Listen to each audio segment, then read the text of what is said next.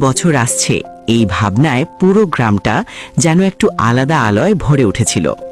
শীতের সকাল, কুয়াশার ভেতর দিয়ে সূর্য উঠছে ধীরে ধীরে। রাহুল নামে এক কিশোর জানালার পাশে বসে পুরনো বছরের ডায়েরি উল্টে দেখছিল। সেখানে ছিল তার ভালো কাজ, ভুল সিদ্ধান্ত আর কিছু অপূর্ণ স্বপ্ন। গত বছর রাহুল অনেক সময় নষ্ট করেছে, পড়াশোনায় মন দেয়নি, মা বাবার কথা শোনেনি। কিন্তু ডায়েরির পাতায় চোখ পড়তেই তার মনে হলো নতুন বছর মানে শুধু ক্যালেন্ডার বদল নয়, নিজেকে বদলানোর সুযোগও। সে সিদ্ধান্ত নিল এবার সে চেষ্টা করবে আরও ভালো মানুষ হতে।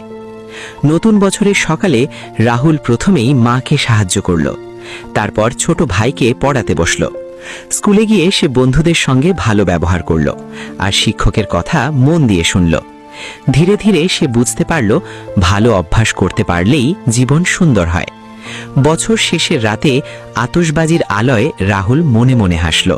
সে জানত নতুন বছর তাকে জাদুর মতো বদলায়নি, কিন্তু সঠিক সিদ্ধান্ত তাকে সঠিক পথে এগিয়ে দিচ্ছে।